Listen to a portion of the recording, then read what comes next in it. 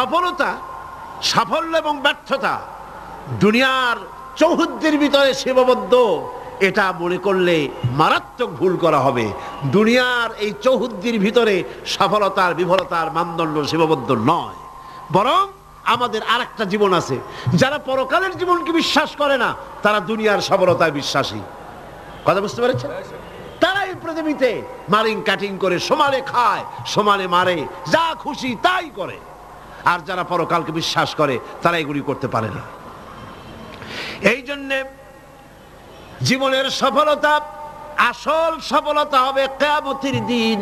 আল্লাহ রাব্বুল আলামিন তার বান্দাকে যদি মাফ করে দেন, যদি দয়া করে জান্নাত দান করেন, এটাই হলো জীবনের সফলতা। সুবহানাল্লাহ। আল্লাহ পাক বলছেন সাফল্যের কোরআনী ধারণা ভিন্ন রকম। সূরা বাকারার প্রথম দিকেই বলা হয়েছে জীবন সফল হওয়ার জন্য কি কি করা লাগবে। জীবন যাদের সফল হবে তাদের গুণ বর্ণনা করা হচ্ছে। শোনেন, আল্লাহ পাক বলছেন যারা নাকি গায়েবকে বিশ্বাস করবে, অদৃশ্যকে বিশ্বাস করবে। আমরা বিশ্বাস করছি কিনা? আর যারা জবাব দিলেন না, তারা বুঝি করেন নাই। অদৃশ্য বোঝেন তো? অদৃশ্য কি? আল্লাহ পাক। আল্লাহ পাকের দেখি না, কিন্তু বিশ্বাস করি নি। এত আস্তে করলেন কেন? বিশ্বাস করছি কিনা? অবশ্যই করেছি, হাজারবার করেছি, জীবনের বিনিময় করি। আল্লাহ পাক আছেন, ছিলেন, আছেন, থাকবেন। হুয়াল হাইয়ুল কাইয়্যুম। গায়বকে যারা বিশ্বাস করে, যারা নামাজকে প্রতিষ্ঠা করে এবং নিজের রিস্ক থেকে যা সে ইনকাম করে, তার থেকে আল্লাহর রাস্তায় খরচ করে। আর কি? সেই কিতাবের উপরে বিশ্বাস করে, এর পূর্বে যত কিতাব এসেছে ওই কিতাবের উপরেও বিশ্বাস করে। ওয়াবিল আখিরাতি হুম ইউকিনুন। এবং পরকালকে বিশ্বাস করেছে যারা, তারা কি? এবার আসতেছে আসল কথাটা। উলাইকা আলা হুদাম মির রাব্বিহিম ওয়া উলাইকা হুমুল মুফলিহুন। এরাই হচ্ছে সত্য পথ, সত্য পথের উপরে রবেন তার মালিকের পক্ষ থেকে, মালিকের দেখানো পথের উপরে প্রতিষ্ঠিত, এবং এরাই সফল কাম। সুবহানাল্লাহ। এরাই সফল কাম। জীবনের সফলতা আর বিফলতার ব্যাপারে সূরা আলে ইমরানের মধ্যে বলা হয়েছে, ইয়া আইয়ুহাল্লাযীনা আমানু সুবিরু ওয়া সাবিরু ওয়া রাবিতু ওয়াত্তাকুল্লাহা লাআল্লাকুম তুফলিহুন। হে বিশ্বাসীরা, সবরের পথ অবলম্বন করো, বাতিল পন্থীদের মোকাবেলায় দৃঢ়তা অর্জন করো। জীবন সফল হওয়ার পথ দেখুন। জীবন সফল হবে কিসে? হে বিশ্বাসীরা, সবরের পথ অবলম্বন করো। মাথা গরম করো না, মাথা ঠান্ডা রাখো, সবরের পথ অবলম্বন করো। এই সবরের ব্যাখ্যাও আমরা এখানে করেছি। তারপরে বাতিল পন্থীদের মোকাবেলায় দৃঢ়তা দেখাও, এরপরে হকের পথে উঠে পড়ে লেগে যাও। আশা করা যায় তোমরা সফল কাম হবে। সুবহানাল্লাহ। আশা করা যায় তোমরা সফল হতে পারবে। সফলতার মানদণ্ড সম্পর্কে সূরা মায়েদায় বলা হয়েছে, ইয়া আইয়ুহাল্লাযীনা আমানুত্তাকুল্লাহা ওয়াবতাগু ইলাইহিল ওয়াসিলা ওয়াজাহিদু ফি সাবিলিহি লাআল্লাকুম তুফলিহুন। জীবনের সফলতা এই ব্যাখ্যা নেব কার কাছ থেকে? বলেন না কার কাছ থেকে? কোটি টাকার মালিক হলে জীবনের সফলতা আসে না।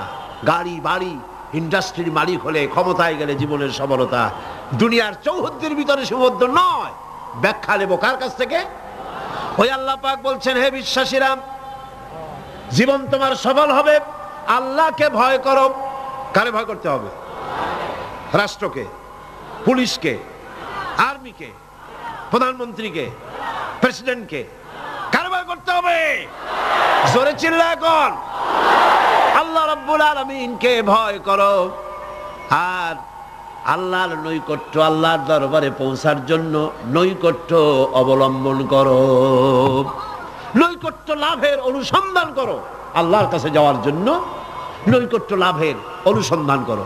ওয়াবতাগু ইলাইহিল ওয়াসিলা, এর তাফসীর করা হচ্ছে আমলে সালেহ, নেক কাজ করো, সেই নেক কাজগুলি তোমার জন্য জান্নাতে যাওয়ার ওসিলা হয়ে যাবে। সুবহানাল্লাহ, ওসিলা তালাশ করো।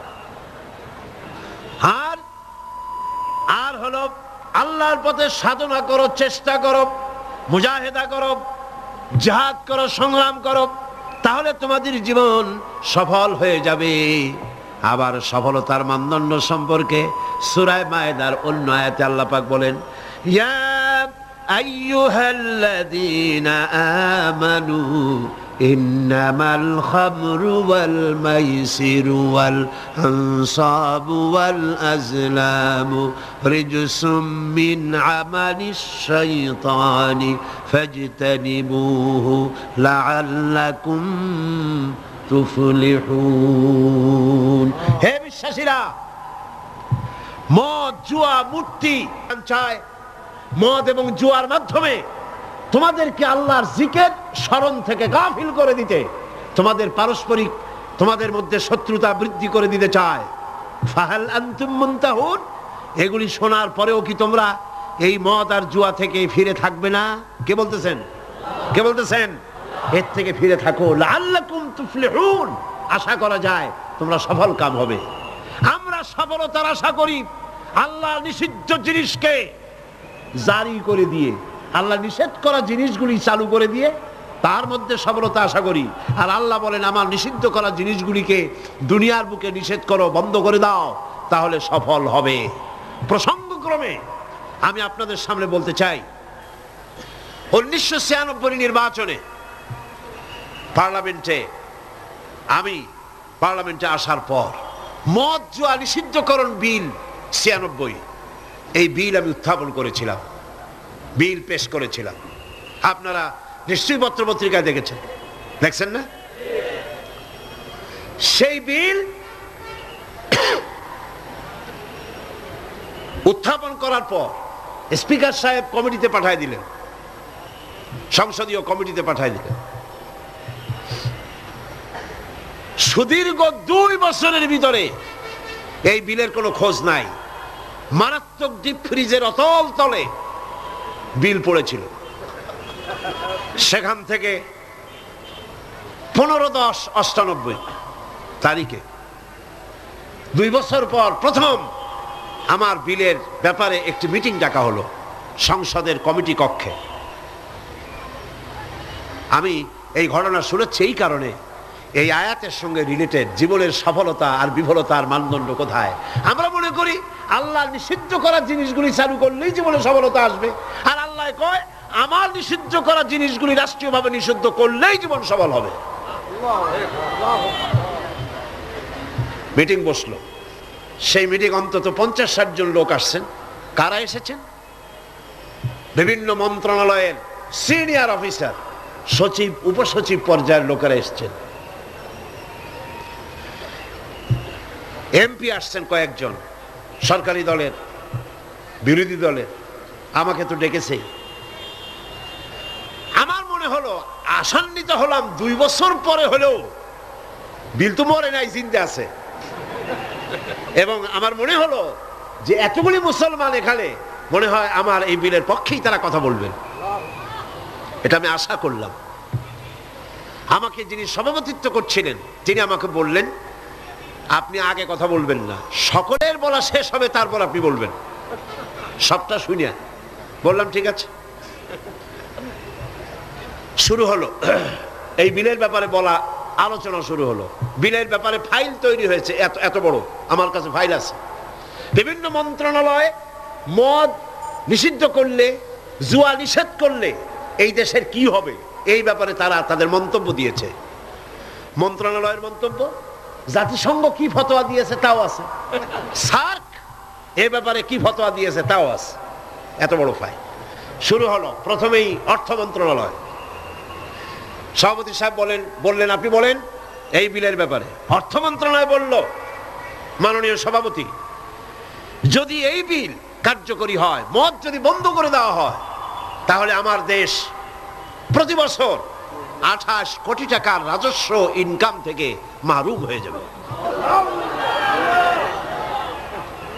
স্বাস্থ্য মন্ত্রণালয় বলল মদ যদি না থাকে জনগণের স্বাস্থ্য শেষ।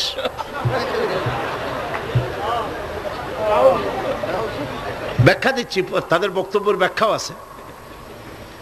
স্বরাষ্ট্র মন্ত্রণালয় বলল মদ যদি বন্ধ হয়ে যায় উচ্ছৃঙ্খলতা বাড়বে, সন্ত্রাস বাড়বে। কারণ সুইপার, ডম, ক্লিনার, এই সমস্ত মানুষগুলি এগুলি তারা খায়। যদি তাদের খাইতে দেওয়া না হয় তাহলে তারা উচ্ছৃঙ্খল হবে এবং তারা নানান রকমের সন্ত্রাসে লিপ্ত হবে। কাজে এই সন্ত্রাস বন্ধ করার জন্য এটা থাকা দরকার। ইন্না লিল্লাহি ওয়া ইন্না ইলাইহি রাজিউন। খুব হতাশ হলাম এবং মনে মনে ভাবতে থাকলাম যে আল্লাহ, আজকের এই মিটিং এর ছবি তো তোমার ক্যামেরা ধারণ করছে। কিয়ামতের দিন এই লোকগুলি কি জবাব দেবে তোমার দরবারে? আমি তো আমার বাপের বিল নিয়ে হাজির হই নাই, আমার বাপের বিল তো নিয়ে হাজির হই নাই। এরপরে পররাষ্ট্র মন্ত্রণালয়ের পক্ষ থেকে বলা হলো আমরা গরিব দেশ। যুক্তি দেখুন, আমরা গরিব দেশ, ডোনাররা আমাদেরকে সাহায্য দেয়, বিদেশি সাহায্যদাতারা, দাতা গোষ্ঠী, তারা আমার দেশে সাহায্য নিয়ে আসে। ওনাদেরকে যদি একটু মদুনা দিতে পারি তো দিলাম কি, একটু মেহমানদারি তো করা উচিত। এই মেহমানদারি না করতে পারলে আমরা তো সর্বনাশ হয়ে যাবে দেশ। সুতরাং এটা বন্ধ করার অর্থই হলো বিদেশি সাহায্য বন্ধ হয়ে যাওয়া। এইভাবে বিভিন্ন মন্ত্রণালয় বলতে লাগলেন আর আমি বসে বসে কুইনিয়ান গিলতে লাগলাম। সর্বশেষ ইসলামী ফাউন্ডেশন সভাপতি সাহেব বললেন, ইসলামী ফাউন্ডেশনের ডিজি সাহেব, তার নামের এক একটা মৌলানা লাগানো আছে। তিনি বললেন, মৌলানা সাহেব আপনি বলেন। আমি এই লোকটার চেহারা জীবনে দেখি নাই, ওই প্রথম দেখলাম। আমি ভাবলাম অন্তত সে যাই হোক, নামের আগে যখন একটা মৌলানা আছে জি, তাহলে উনি এই বিলের পক্ষে কথা বলবেন, আমার ধারণা হলো। কিন্তু সর্বনাশ, তিনি বললেন কি, আহা, চাকরি করতে গিয়ে মানুষ এইভাবে ইমান বিক্রি করে? অবাক হলাম আমি। চাকরি করতে গিয়ে মানুষ তার ইমান বেচে। তিনি বললেন এই বিল আমি তার কথাই কোট করছি, আমার সব মুখস্থ। তিনি বললেন এই বিল আমি আগে পাই নাই, মিটিং এসে বিলটা পেলাম। বিল পড়ে দেখলাম যিনি বিল উত্থাপন করেছেন তিনি একটি ধর্মীয় আবেগের উপরে ভিত্তি করে বিল পেশ করেছেন। এটি হচ্ছে ইসলামের নামে আরেকটি অনৈসলামিক কাজ। তিনি বললেন এইটা এর কারণ হলো যুক্তি। শোনেন যুক্তি, কত বড় আলেম তিনি, সোজা কথা। তিনি বলছেন যে আমার দেশে অমুসলিমরা আছে, আমার জন্য যেটা হারাম সেটা তাদের জন্য হালাল, আমাদের জন্য যেটা হালাল সেটা তাদের জন্য হারাম। আমার দেশে অমুসলিম বহুত আছে, সুতরাং আমরা যদি মদ নিষিদ্ধ করি অন্য জাতির উপরে তা জুলুম হবে। আর আল্লাহ বলেছেন লা ইকরাহা ফিদ্দীন, ইসলামে কোনো বাড়াবাড়ি নেই। তিনি আরো এক ধাপ আগিয়ে গেলেন। তিনি বললেন শুধু এই বিলের ব্যাপারেই নয়, বাংলাদেশের সংবিধানের মধ্যে আল্লাহর উপর ঈমান এবং অবিচল আস্থার কথা বলেও অমুসলিমদের উপরে, সংখ্যালঘুদের উপরে প্রেসার ক্রিয়েট করা হয়েছে, জুলুম করা হয়েছে। এই বক্তব্য শেষ হওয়ার পর আমাকে সময় দিল, কপাল খারাপ, মাগরিবের বাকি তখন 10 মিনিট, সামান্য সময় পেলাম। আমি বললাম সভাপতি সাহেব, এতক্ষণ পর্যন্ত আপনার আমন্ত্রিত মেহমানেরা যেসব আইনের বই দিয়ে কথা বলেছেন সেগুলো আইনের বই, আর আমি যে আইনের কিতাব দিয়ে আজকে আপনাদের সামনে দলিল নিয়ে এসেছি সে আইনের কিতাবখানি হচ্ছে আকাশের নিচে জমিনের উপরে সর্বশ্রেষ্ঠ আইনের কিতাব, যার নাম কোরআন শরীফ। আমি যে বিল পেশ করেছি এই বিল আমার বানানো নয়, এটি মানুষের তৈরি করা নয়। আপনার অর্থ মন্ত্রণালয় বলেছে 28 কোটি টাকার ক্ষতি হবে প্রতি বছর, 28 কোটি টাকার ক্ষতি হবে রাজস্ব ইনকাম থেকে মদ বন্ধ করলে। কিন্তু আমি বলতে চাই আল্লাহ পাকের নিষিদ্ধ জিনিসকে আপনারা হালাল করবেন, 28 কোটি নয়, বন্যার পানির মতো হাজার হাজার 28 কোটি টাকা আল্লাহ বন্যার পানি দিয়ে ভাসায় দেবে। আপনারা ঠেকাইতে পারবেন না, ঠেকাতে পারবেন না। খেতে দেওয়ার মালিক কে? ইমাম খোমেনিকে আমেরিকান প্রেসিডেন্ট বলেছিলেন, আমার বন্দীদেরকে ছেড়ে দাও, কূটনীতিকদেরকে ছেড়ে দাও, যদি না ছাড়ো তাহলে তোমাদের খাদ্য এবং রসদ যা আমরা পাঠাই ইরানে তা পাঠানো বন্ধ করে দেব। ইমাম খোমেনি ভার্সিটি সিটই করছিলেন নাকি? খোমেনি সাহেব কি বললেন? ইতিহাস সাক্ষী। খোমেনি সাহেব বললেন, আমেরিকার প্রেসিডেন্ট সাহেব, তুমি খাবার দেবা না এই কথা কইয়া ভয় দেখাও কারে? আমি তো সেই জাতি যার বছরের ভিতরে 1 মাস উপাস থাকা ফরজ, বছরে 1টা মাস না খেয়ে থাকা ফরজ। তুমি আমারে ভয় দেখাও না খেয়ে থাকা, তোমার খাদ্যের পরোয়া আমি করি না। সুতরাং ভয় তো করতে হবে আল্লাহ পাক। খাদ্য দেওয়ার মালিক তিনি, খাবারের মালিক দেওয়ার মালিক কে? আল্লাহ রাব্বুল আলামিন বলেছেন, ওয়ালাউ আন্না হালাল কুরা আমানু ওয়াত্তাকাউ লাফাতাহনা আলাইহিম বারাকাতিম মিনাস সামাই ওয়াল আরদ। দেশের লোকেরা, জনপদের লোকেরা যদি আমার উপর ঈমান আনে আর আমাকে ভয় করার নীতি যদি অবলম্বন করে চলে, তাহলে আকাশ আর জমিনের সব বরকতের দরজা আমি আল্লাহ তাদের জন্য খুলে দেব। রিজক দেওয়ার মালিক তো আল্লাহ। কে মালিক? আল্লাহ পাক। আল্লাহর হারাম জিনিসকে আপনারা জারি রেখে 28 কোটি টাকা পাওয়ার লোভ করছেন। কত 28 কোটি চলে যাবে ঠিক পাবেন না। পেঁয়াজের ঝাঁজ কত টের পান না এখন? পেঁয়াজের ঝাঁজ কত? এক সময় সিলেটের নাম ছিল 2টি পাতা 1টি কুড়ির দেশ, ঠিক না? 2টি পাতা 1টি কুড়ির দেশ সিলেট। আর এখন 2টি কাঁচামরিচ 1টি পেঁয়াজের দেশ বাংলাদেশ। মানুষ যখন নিজের দাম বোঝে না তখন আল্লাহ জিনিসের দাম বাড়ায় দেয়। দাম কার? পেঁয়াজের নাম আর কার দাম? মানুষের দাম।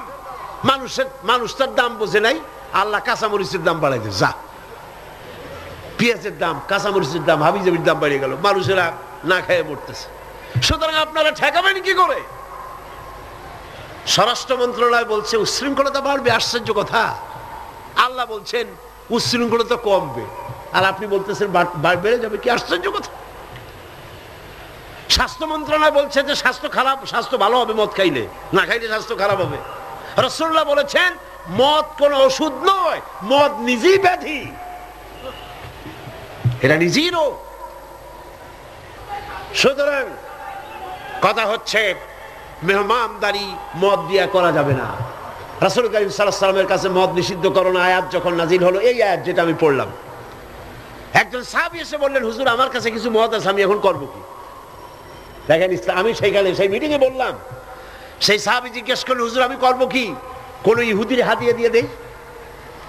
আল্লাহ নবী বললেন, মদ নিষিদ্ধকরণ আয়াত যখন নাজিল হয়ে গেছে, এখন এই মদ যদি কারো কাছে অবশিষ্ট থাকে, না তা খাওয়া যাবে, না তা হাদিয়া দেওয়া যাবে, না তা বিক্রি করা যাবে, রাস্তায় ফেলে দাও।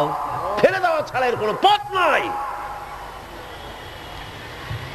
আল্লাহ নিষিদ্ধ করা জিনিস হারাম, এই জিনিস দিয়ে মেহমানদারি করা জায়েজ নাই। এমনকি রাসূলুল্লাহ কথাও বলেছেন, আপনারা শুনে রাখুন, কোন অনুষ্ঠানে আপনি গেছেন, আপনি জানতেন না যে সেখানে মদ সার্ভ করা হবে, কিন্তু আপনি গিয়ে দেখলেন যে ওখানে মদ দেওয়া হচ্ছে। রাসূলুল্লাহ বলেছেন, আল্লাহ এবং পরকালের বিশ্বাস যদি কলিজার মধ্যে থাকে, ওই অনুষ্ঠান পরিত্যাগ করে বেরিয়ে যাও।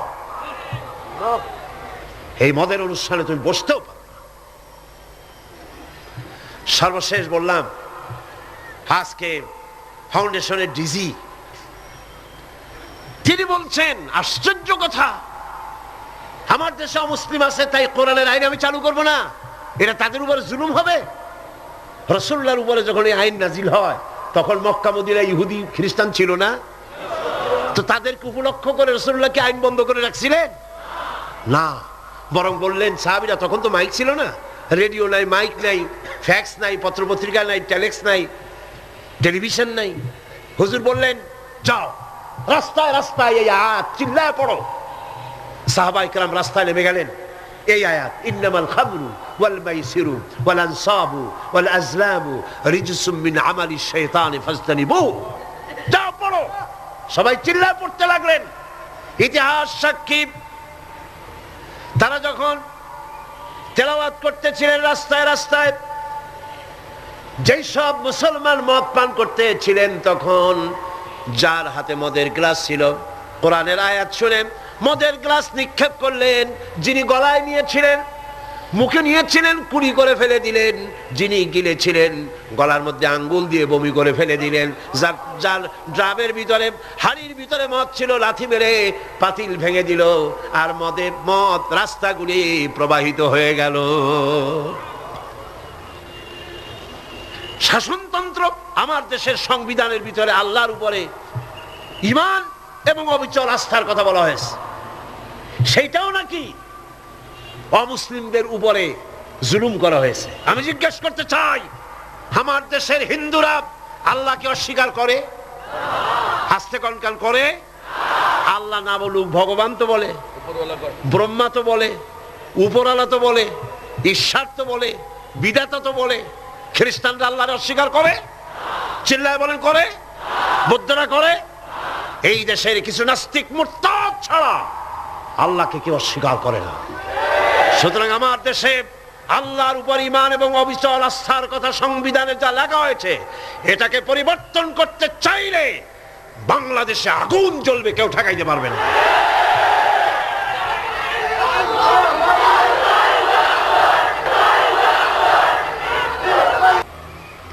দুই বছর পর একবারের জন্য এটা উঠলো, আমি সব কথা বলতে পারলাম না, মাগরিবের আজান হয়ে গেল।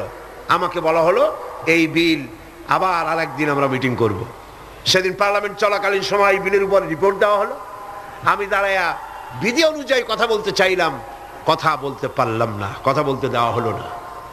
যাই হোক, সেটা ভিন্ন কথা। আল্লাহ পাকের কাছে ছেড়ে দিয়েছি।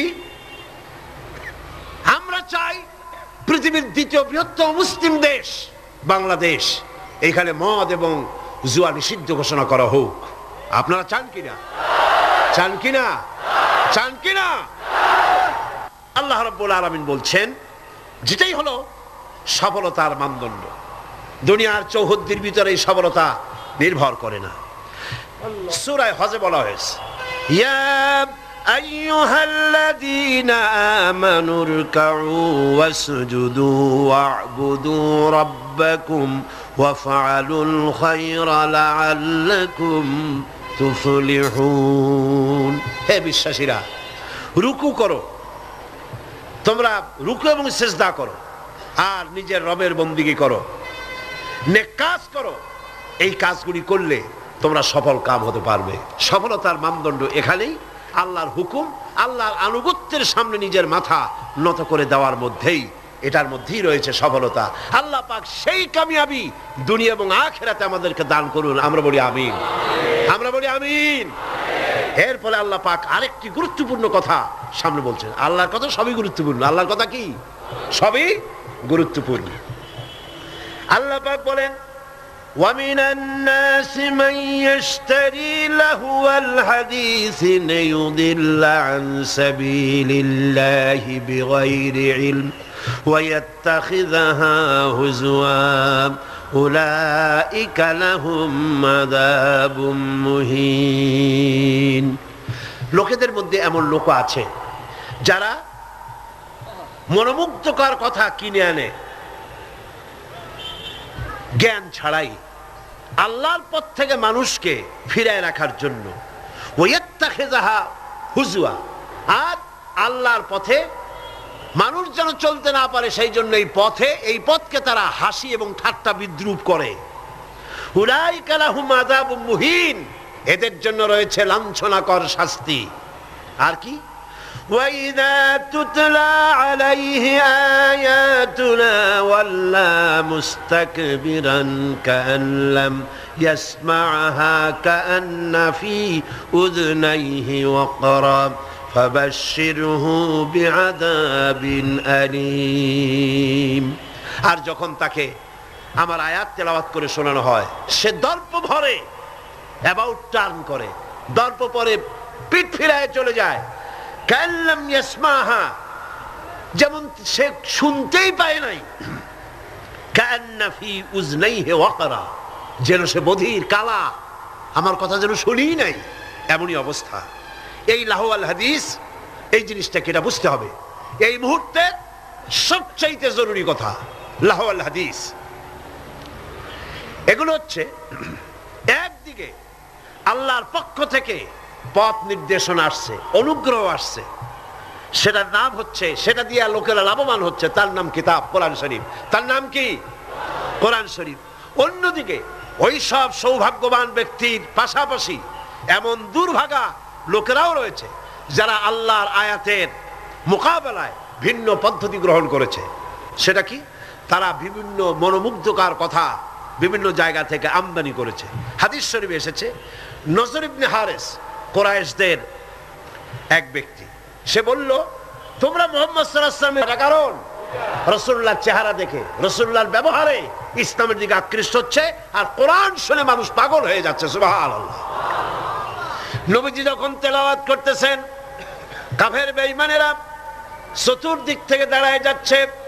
রাসূলুল্লাহর তেলাওয়াত শুনে শুনে নিজেদের অজান্তে চোখের থেকে পানি পড়তেছে, আর মুখ দিয়া বেসাখতা বেরিয়ে যাচ্ছে। লা ইলাহা ইল্লাল্লাহু মুহাম্মাদুর রাসূলুল্লাহ।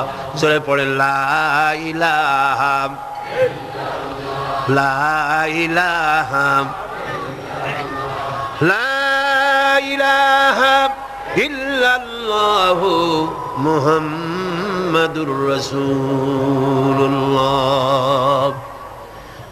নজর বিন হারিস বলল, মুহাম্মদ সাল্লাল্লাহু আলাইহি ওয়াসাল্লামের বিরুদ্ধে কথা বলে ইসলাম থেকে সরাইতে পারবা না। আমি বুদ্ধি এঁটেছি, আমি এক কায়দা করব, দেখবা লোকেরা এখানে আর আসবে না। সেটার জন্য সে চলে গেল বাগদাদ। মক্কা থেকে বাগদাদ ইরাক চলে গেল। ইরাক থেকে পুরানা রাজা বাদশাদের কিসসা কাহিনী কিনে আনলো। সেই কিসসা কাহিনী কিনে এনে সেইগুলি কিসসার এক বিরাট আসর বসাইলো। আর সেই আসরকে আরো আকর্ষণীয় করার জন্য নর্তকী, সুন্দরী, গায়িকা, নায়িকা এদেরকে আনা হলো। এই দিয়ে মানুষকে কোরআন থেকে ফিরায় রাখার জন্য চেষ্টা করলো, আর ইসলামের রাস্তাকে, কোরআনকে ঠাট্টা বিদ্রুপ তারা করতে লাগলো। বন্ধুগণ, আল্লাহ রাসূল আখিরাত এবং নৈতিক চরিত্রে শোনার ইচ্ছাই যেন লোকেরা হারিয়ে ফেলে, সেই জন্য এই চেষ্টা তারা করলো। যেমন আজকাল ইসলাম থেকে দূরে সরাবার জন্য চেষ্টাটা চলছে। এই চেষ্টা চলতেছিল রাসূল করিম সাল্লাল্লাহু আলাইহি ওয়াসাল্লামের সময়। কোরআন যাতে শুনতে না পারে সেজন্য নায়িকা এনেছে, গায়িকা এনেছে, সেজন্য তারা গল্পের আসর বসিয়েছে, সাংস্কৃতিক আন্দোলন করেছে। এগুলি করে কোরআন থেকে ফিরাবার হাজারো প্রচেষ্টা করেছে। আর আজও একই পদ্ধতিতে গোটা জাতিকে চরিত্রহীন বানাবার লাহওয়াল হাদিস দিয়ে প্রচেষ্টা চলছে। ঠিক কিনা? ঠিক কিনা? আজ দেখেন দেশের সরকারের পৃষ্ঠপোষকতায় নর্তকী, গায়িকা, নায়িকা বন্যার পানির মতো ভারত থেকে আসতেছে। ঠিক কিনা? এরপরে আল্লাহর কোরআনের পথে বাধা দেওয়ার জন্য নাচ, গান, নাটক, সিনেমা ইত্যাদির আমদানি করা হচ্ছে। এগুলি করে ইসলামের পথে বাধার সৃষ্টি করা হচ্ছে। দর্শন বাড়তেছে, চরিত্রহীনতা ক্রমান্বয়ে বাড়তেছে। এগুলি সব হচ্ছে লাহওয়াল হাদিস। এগুলি কি বলুন? লাহওয়াল হাদিস। এই লাহওয়াল হাদিস থেকে আল্লাহ পাক বাঁচার জন্য বলেছেন, যারা কেনে এই লাহওয়াল হাদিস, যারা কেনে অর্থাৎ নিরর্থক, মনোমুগ্ধকর, আকর্ষণীয়, আল্লাহর পথ থেকে ফিরাবার যত ব্যবস্থা আছে সবগুলি হচ্ছে লাহওয়াল হাদিস। এগুলি তারা কেন করে? এগুলি করে লিয়ুদিল্লা আন সাবিলিল্লাহ, আল্লাহর রাস্তা থেকে মানুষগুলোকে ফিরাবার জন্য, আর কোনো কারণ নেই। মুন্সিগঞ্জে আমার এক মাহফিল ছিল, নারায়ণগঞ্জের এপার। সেই জায়গায় প্রোগ্রামটা আমার শুক্রবার শুক্রবার দিন প্রোগ্রাম হবে সকাল 8টায়, একটা দোয়ার মাহফিল। সেই মাহফিলে গিয়ে রাতের বেলায় মঞ্চ গেট পোড়ায় দিয়েছে, মাহফিল যাতে না হতে পারে সেজন্য সরকারি ছত্র ছায়ায় এই কাজটি সেখানে করা হয়েছে। আমি শুনে বললাম, যারা এই কাজটা করলো তারা তো মাহফিলের প্যান্ডেলে আগুন দেয় নাই, নিজেদের তকদিরে আগুন লাগাইছে, নিজেদের তকদিরে আগুন লাগাইছে। জীবনে তো গানের প্যান্ডেলে আগুন দাও নাই, থিয়েটারের গেটে আগুন দাও নাই, জীবনে কোনোদিন যাত্রার প্যান্ডেলে আগুন দাও নাই। সেই প্যান্ডেলটা আগুন দিলা যেখানে বসে কোরআনের কথা বলা হয়, যেখানে হাদিসের কথা বলা হয়। আগুন কপালে দিয়েছো, তকদিরে পোড়াইছো।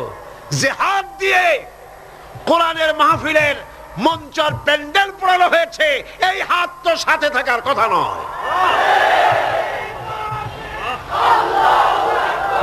এরপরে আল্লাহ পাক বলছেন, এদের অবস্থাটা কি? এরা ওয়াইত্তাখিযাহা হুজওয়া, আল্লাহর পথে আহ্বানকারীদেরকে তারা ঠাট্টা বিদ্রূপ করে। লিইউদিল্লা আন সাবিলিল্লাহ, একদিকে তো আল্লাহর রাস্তায় বাধা সৃষ্টি করে যাতে করে আল্লাহর পথে আসতে না পারে, তার জন্য হাজারো প্রচেষ্টা করে। 2 নম্বরে ঠাট্টা বিদ্রূপ করে ইসলামওয়ালা, টুপিওয়ালা, নামাজওয়ালা, দাড়িওয়ালা, নানান কথা বলিয়া ইসলাম যারা করে তাদেরকে ঠাট্টা এবং বিদ্রূপ করে। আল্লাহ বলেন, এই যে লাঞ্ছনা করতেছ নবীকে, কোরআনকে, ইসলামকে, ইসলামের দায়ীদেরকে, আর আমি তোমাদের জন্য তোমরা যে ইসলামকে লাঞ্ছনা করছো, মুসলমানদেরকে লাঞ্ছিত করছো, এই জন্য আমি আল্লাহ তোমাদের জন্য রেখেছি উলাইকা লাহুম আযাবুম মুহিন। ইসলামকে যারা লাঞ্ছিত করছো, মুসলমানদেরকে যারা লাঞ্ছনা দিচ্ছ, তোমাদের জন্যই লাঞ্ছনাদায়ক শাস্তি আমি আল্লাহ রেখে দিয়েছি কিয়ামতের দিন। এদের অবস্থাটা কি? আল্লাহ বলেন, এদের অবস্থা হচ্ছে وَإِذَا تُتْلَى عَلَيْهِ آيَاتُنَا وَلَّى مُسْتَكْبِرًا كَأَنْ لَّمْ يَسْمَعْهَا كَأَنَّ فِي أُذُنَيْهِ وَقْرًا। এদেরকে যখন আল্লাহর আয়াত তেলাওয়াত করে শোনানো হয়, দর্প পরে পিঠ ফিরায় চলে যায়, আমল দিতে চায় না। আল্লাহ বলেন, এমন ভাবে অহংকারে ফিরে যায়, কান্না ফি উযনাইহি ওয়াকরা, মনে হয় যেন কানা বধির, শুনি নাই। ফাবাশশিরহু বিআযাবিন আলীম, এদেরকে কঠিন শাস্তির সুসংবাদ দাও। কঠিন শাস্তির কি দাও? কঠিন শাস্তির কি সুসংবাদ হয়? কি হয়? দুঃসংবাদ। আল্লাহ বলছেন কি? সুসংবাদ। এটা একটা দৃষ্টান্ত দিলে আপনারা বুঝবেন। আমি মাঝে মধ্যে এটা দৃষ্টান্ত দিয়ে এভাবে বুঝাই। ছেলে যদি মায় কন্ট্রোল করতে না পারে, খুব দুষ্ট ছেলে, মায় কন্ট্রোল করতে পারে না, মা তখন বলে, আমার কথা তো শুনলি না, দাঁড়া, অপেক্ষা কর, তোর বাবা আসবে, আমি তার কাছে বলবো। এমন পিঠটি লাগাবে, তখন মজা টের পাবি। পিটাইলে কি মজা লাগে নাকি? তাহলে এটা বলছে কেন? শাস্তির তীব্রতা বুঝাবার জন্য। সেই জন্য আল্লাহ পাক বলছেন, ফাবাশশিরহু, এদেরকে সুসংবাদ শোনাও। পীড়াদায়ক, যন্ত্রণাদায়ক শাস্তি এদের জন্য রয়েছে যারা ইসলামের পথে বাধা দেয় আর ইসলামকে গিয়ে যারা ঠাট্টা বিদ্রূপ করে। মরিয়া দেখো, তারপরে টের পাবা। এখন তো কিছু আল্লাহ কবে না। আল্লাহ খুব, আল্লাহর ধৈর্য আমাদের চাইতে কম না বেশি? সুবহানাল্লাহ, সুবহানাল্লাহ, কম সুবহানাল্লাহ। চিন্তা করা যায়, আল্লাহ যদি আমাদের মতো এরকমের বদমেজাজি হইতেন, মেজাজ খারাপ হইতো, কবে ভাঙ্গে চুরে সব শেষ করে ভালাইতেন। আল্লাহর কত ধৈর্য, সুবহানাল্লাহ, কত ধৈর্য। আল্লাহ অপেক্ষা করতেছেন, সময় দিচ্ছেন। ওয়ায়ামুদ্দুহুম ফি তুগয়ানিহিম ইয়ামাহুন, আল্লাহ পাক সার্কাসদেরকে, সীমা লঙ্ঘনকারীদেরকে ঢিল দিচ্ছেন, কর, যদ্দুর পারিস কর। তারপরে যখন প্রান্ত সীমায় চলে যায়, এরপর আল্লাহ পাক ধরেন, আর যখন ধরেন তখন ছাড়াই নিতে পারে এমন ক্ষমতা পৃথিবীর কারো। আল্লাহ পাক বলছেন, ইন্নাল্লাযীনা আমানু ওয়া আমিলুস সালিহাতি লাহুম জান্নাতুন নাঈম খালিদিনা ফিহা ওয়াদাল্লাহি হাক্কান ওয়া হুয়াল আজিজুল হাকীম। নিশ্চয়ই যারা ঈমান এনেছে, আমলে সালেহ করেছে, তাদের জন্য রয়েছে নিয়ামতে পরিপূর্ণ জান্নাত। সুবহানাল্লাহ। গালাগালি সহ্য করো, তোমরা গালাগালি সহ্য করো, মার সহ্য করো, অত্যাচার সহ্য করো, জুলম সহ্য করো, সহ্য করো, আর নিজেদের কদমকে মজবুত করো, দ্বীনকে প্রতিষ্ঠার পথে এগিয়ে যাও। আল্লাহ পাক বলছেন আমি তোমাদের জন্য নিয়ামতে পরিপূর্ণ জান্নাত রেখেছি, ওদের জন্য দুনিয়া, তোমাদের জন্য জান্নাত। সুবহানাল্লাহ। হুনাইনের যুদ্ধ থেকে, হুনাইনের জিহাদ থেকে রাসূলুল্লাহ যখন ফিরতেছিলেন, ফেরার পথে গনিমতের মালগুলি ভাগ করতেছিলেন, গনিমতের মাল ভাগ করছিলেন, তখন মক্কা শরীফ থেকে যে সমস্ত মুসলমানরা এসেছিলেন তাদেরকে রাসূলুল্লাহ বেশি দিলেন, ছাগল বেশি দিলেন, গনিমতের মাল ছাগল বেশি দিলেন, উট বেশি দিলেন, আর আনসারদেরকে কম দিলেন। হযরত সাদ রাদিয়াল্লাহু তাআলা আনহু, যিনি আনসারদের নেতা ছিলেন, তিনি রাসূলুল্লাহকে বললেন, হুজুর বন্টন যা করলেন এতে কিন্তু আনসারেরা একটু নারাজ হয়ে গিয়েছে, তারাই বেশি স্যাক্রিফাইস করলো, অথচ গনিমতের মাল তারা কম পেয়ে গেল। হুজুর বললেন তোমার মত কি? কয় আমিও ওই রকমই, অর্থাৎ ওইটাই সমর্থন করি, ওইটাই সমর্থন করি, আমাদেরকে একটু বেশি দেওয়া উচিত ছিল। রাসূলুল্লাহ কি বললেন? সুবহানাল্লাহ। রাসূলুল্লাহ বললেন একটু পরেই তুমি দৃশ্যটা দেখবা, ও সাদ, ও আনসারেরা, একটু পরেই দৃশ্যটা দেখবা। মক্কায় যারা ফিরে যাবে তারা নিয়ে যাবে উট, ভেড়া, ছাগল, আর মদিনায় যারা ফিরে যাবে তারা নিয়ে যাবে আল্লাহ রাসূলকে সাথে নিয়ে যাবে, আল্লাহ রাসূলকে সাথে নিয়ে যাবে। কোনটা বেশি? সুবহানাল্লাহ। দুনিয়ায় ঠাট্টা করে, বিদ্রুপ যারা করে, গালাগালি করে, সহ্য করো, সহ্য করো এবং তাহাম্মুলের সাথে পরিস্থিতির মোকাবেলা করো। আল্লাহ পাক বলছেন অপেক্ষা করো, ওদের জন্য দুনিয়ায় সব শেষ, যত সেলুট এইখানে শেষ, এরপরে সেলুট শুরু হবে কবরের মধ্যে নিয়ে, আসল সেলুট, ঠিক পাইছেন? আসল সেলুট শুরু হয়ে যাবে কবরের মধ্যে গিয়া। আগ পর্যন্ত যদ্দূর পারো করো। আর মুসলমানদের দুঃখ দুর্দশা ইমানদারদের জন্য মওতের আগ পর্যন্ত শেষ। এরপরে আল্লাহ পাক বলেছেন চিরস্থায়ী জান্নাত দেব, খালিদিনা ফিহা আবাদা, চিরকাল জান্নাতের মধ্যে থাকবা। সুবহানাল্লাহ। তবে এখানে আপনি সবর করে থাকবেন, আমার কথার ভুল অর্থ করবেন না যে আমরা শুধু মার খেতে থাকবো আর সবর করব, আর মাপবাড়ি, রাজনীতি, সমাজনীতি, ক্ষমতা, সব দেশের ফাসেক, ফুজ্জার, সারাবি, জানি, কাবাবি, ওরা থাকবে মাথার উপরে আর আমরা খালি সবর করে যাব না। কথা কিন্তু সেটা না। কথা হচ্ছে ধৈর্যের সাথে পথ অতিক্রম করেন, মঞ্জিলের পানে এগিয়ে যান। মঞ্জিল কি? কোরআনের আইন চালু হওয়া। মঞ্জিল কি? আল্লামা ইকবাল বলেছেন মঞ্জিলের দিকে এগিয়ে যাও, মঞ্জিলের পথে গন্তব্যে এগিয়ে চলো, সেই পর্যন্ত চলতে থাকো যতক্ষণ পর্যন্ত তোমার নাকের থেকে শ্বাস আসা যাওয়া করে। যতক্ষণ পারো মঞ্জিলে পৌঁছাবার জন্য দৌড়াও, যখন দৌড়াতে পারবে না, পায়ে যখন শক্তি নাই তখন হামাগুড়ি দাও, হামাগুড়ি দিয়াও যখন এগোতে পারো না গড়াতে থাকো, যখন তাও পারো না তখন মঞ্জিলের পানে তাকায় থাকো যতক্ষণ চোখের পাতা তোমার স্তব্ধ হয়ে না যায়। চোখের পাতা নীরব নিস্তব্ধ না হওয়া পর্যন্ত মঞ্জিলের পানে তাকায় থাকো। আমরাও ধৈর্য ধারণ করে পরিস্থিতির মোকাবেলা করব। ওরা অস্ত্র নিয়ে আসবে, আমরাও অস্ত্র ধারণ করব। সেই অস্ত্র বন্দুক নয়, কামান নয়, রিভলভার নয়, স্ট্যান্ডগান নয়, এসএলআর নয়, দুনিয়ার মানুষের বানানো অস্ত্র নয়। ওদের অস্ত্রের মোকাবেলা করব ইমানের অস্ত্র দিয়ে, চরিত্রের অস্ত্র দিয়ে। কিসের অস্ত্র দিয়ে? চরিত্রের অস্ত্র দিয়ে, ইমানের অস্ত্র দিয়ে এদের মোকাবেলা করব। আর ইনশাআল্লাহ বাংলার জমিনে দ্বীন প্রতিষ্ঠা আমরা করব ইনশাআল্লাহ। আল্লাহ পাক বলছেন এইভাবে যারা ঈমান আনবে, আমলে সালেহ করবে, ওদের জন্য জান্নাতুন নাঈম, নিয়ামতে পরিপূর্ণ জান্নাত দেব, খালিদিনা ফিহা, ওর মধ্যে তারা চিরকাল থাকবে। ওয়াদাল্লাহি হাক্কান, আল্লাহর প্রতিশ্রুতি অকাট্য। আল্লাহ ওয়াদা খেলাপ করেন না? কইলেন কেন? আসতে বললেন কেন? আল্লাহ ওয়াদা খেলাপ করেন? কখনো নয়, অকাট্য প্রতিশ্রুতি। শেষে গিয়ে বলছেন ওয়াহুয়াল আজিজুল হাকিম, তিনি প্রজ্ঞাময় এবং পরাক্রমশীল। তিনি যে ওয়াদা করেন সেই ওয়াদা পালনের পথে বাধা সৃষ্টি করতে পারে এমন ক্ষমতা আকাশেও নাই, জমিনেও নাই। আল্লাহ রাব্বুল আলামিন আমাদেরকে সেই আল্লাহর পথে ঈমান এনে চলার তৌফিক দান করুন বলি আমিন। মুনাজাতের জন্য দাঁড়ানো ভাইরা বসুন, যত লোক দাঁড়ানো আছেন সবাই বসুন। لنكونن من الخاسرين ربنا لا تزغ قلوبنا بعد إذ هديتنا وهب لنا من لدنك رحمة إنك أنت الوهاب। আয় আল্লাহ তাআলা, হাজার হাজার মুসলমান নরনারী দীর্ঘক্ষণ ধরে তোমার কোরআনের কথা শুনেছি। আল্লাহ মেহেরবানি করে আমাদের আলোচনা দরুদ ও সালামের সওয়াব রাসূল করিম সাল্লাল্লাহু আলাইহি ওয়াসাল্লামের রূহ মুবারকে পৌঁছায় দাও। হে আল্লাহ তাআলা,